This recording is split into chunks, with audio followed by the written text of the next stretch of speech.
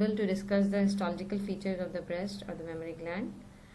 So mammary gland are the specialized cutaneous gland, and they lie within the subcutaneous tissue present in the front of the pectoral region, and their function is to secrete the milk for the newborn. Mammary glands are present in both sex, but they develop only slightly during the childhood. At puberty, these glands enlarge rapidly in the female, but they are very slowly developed in the males. They remain incompletely developed in the female until the pregnancy occurs. So before the pregnancy, they are in the underdevelopmental stage. So the mammary gland development started right from the childhood, and it is progresses up to the pregnancy in the female. But in the male, it remains regresses. It does not develop as much as in the female. So only a rudimentary part of the rudimentary structure could be found in the males. So there is no further development occur after the puberty in the males. In females, each mammary gland comprises of 15 to 20 lobules that radiated from the nipple, and histologically it is a compound tubulo-acinar type of gland. Each lobule is separated from each lobe is separated from each other by the connective tissue, septas, and the adipose tissue.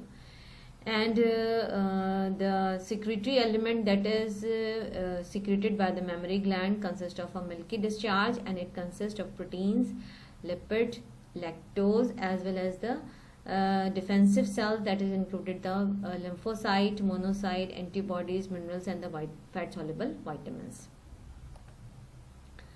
Now going to discuss about the histology of the mammary gland.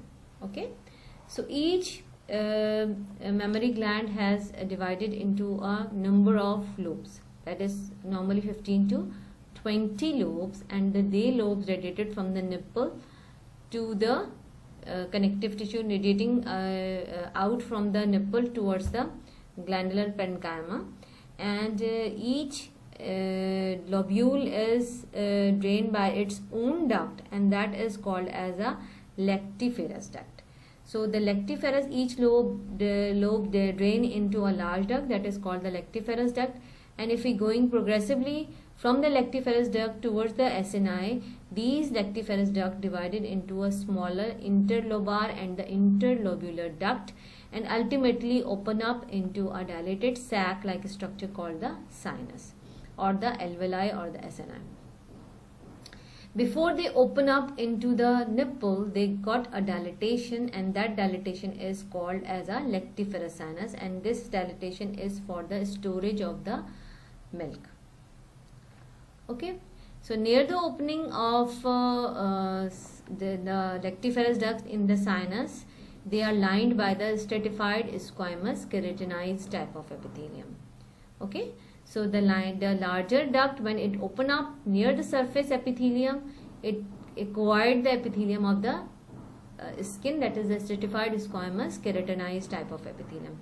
If we move towards the lobules and towards the sinus, the large duct, the lactiferous duct they are lined by the cuboidal type of epithelium, and the cuboidal is the stratified cuboidal. But over here only the double layer of cuboidal epithelium are found. And if we going more towards the smaller ducts, they lined by the simple columnar epithelium, and if we reaches towards the sinus, they lined by the cuboidal type of epithelium, and in between the cuboidal epithelium and the basal lamella, the specialized myoepithelial cells are present, and these myoepithelial cells are present to surround the acini, and they are responsible for the secretion when it is required during the lactation. Now there are different histological features at the different stages of the development of mammary gland. If before pregnancy and after the puberty, after the development started in the female after the pubertal stages, the resting mammary gland appears to be as a connective tissue element, containing a connective tissue element and a few sparse of glandular element. So inactive mammary gland mostly comprises, if you take the cut section, it mostly comprises of the dense irregular type of connective tissue of few accumulation of the adipose tissue and sparse kahin pe we have a small tubular inactive glandular element, and that inactive glandular element simply lined by the cuboidal or the slow columnar type of epithelium. They contain large abundant intralobular connective tissue element, and there is no SNI visualized in the non-secreting resting type of mammary gland. And when the pregnancy occur, the lactating mammary gland become active. Okay, so the lactating mammary gland is divided into two during the pregnancy and the before and after the birth of a baby, that is the active lactating phase.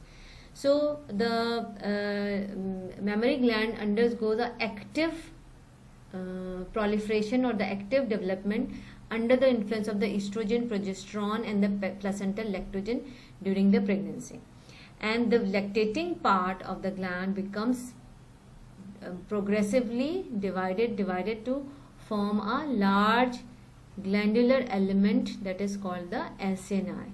The gland filled up with the number of the SNI.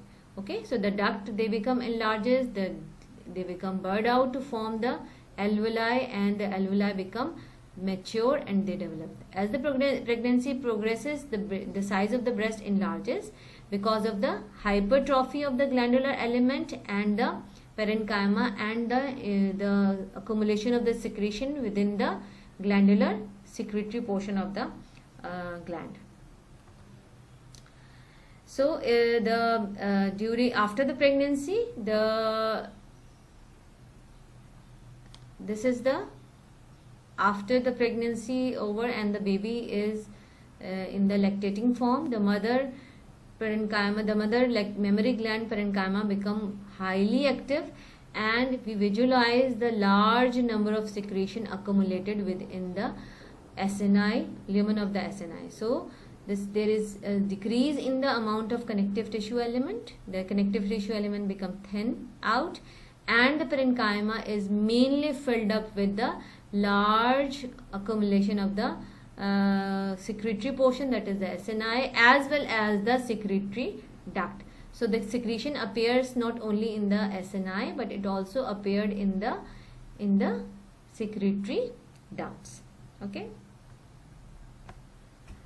Okay, so after the childbirth, the active secretion occur in the mammary gland. The secretion accumulate within the lumen of the SNI, and it shows the SNI to be in a secular appearance. A bulb out into the connective tissue element, they becomes enlarged, and in the lining is maybe because the secretion are so much so the lining may be from cuboidal to become a simple squamous type of epithelium. Okay, so the cytoplasm is crowded with the fat and the milky secretion of the mammary gland, and the connective tissue element in between the SNI, they not only contain the thin fibrous connective tissue element, also contain the plasma cell as well as the immunoglobulin.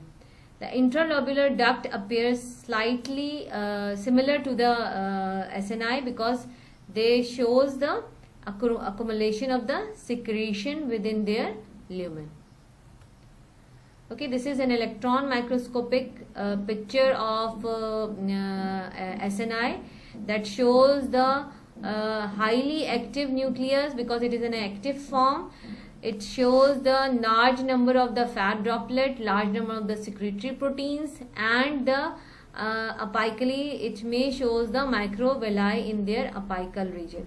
So the alveoli composed of a cuboidal type of epithelium, they surrounded by the meshwork of the myoepithelial cells. These secretory cells, they bear the abundant of the rough endoplasmic reticulum and the large number of the mitochondria, because they have to secrete and they have to excrete this secretion into the lumen. So they required energy, and that's why they contain the large number of mitochondria mainly at their apical region, and also containing the deposit of the large droplet within the cytoplasm, and the vesicle containing the protein milk, that is called the casein and lactogen. Not all the region of the alveolus are in the same stage of production, because the different SNI display the different degree of the preparation for the synthesis of the milk substance. Okay, so after the lactation is over, the regression of the mammary gland, the alveolar regression occurs, the progressive changes occur and they resemble to be the inactive stage of the mammary gland as previously before the pregnancy occur. So there is a hardly difference between the inactive mammary gland and the mammary gland after the lactation. The alveoli, they become regress, the decrease in the number of the ducts, the connective tissue element increases, and the ultimately the stage occurs, the SNI become disappear. Okay.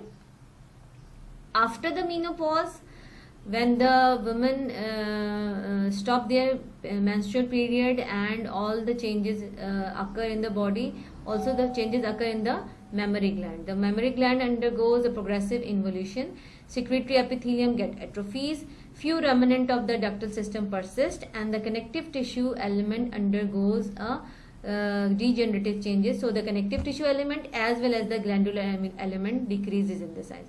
This is the picture that shows the number of comparison between the resting stage of the mammary gland before the pregnancy occur. This shows the picture of the mammary gland during the pregnancy, and this shows the picture during the lactatory phase, that the secretion is filled up with the within the lumen of the SNI.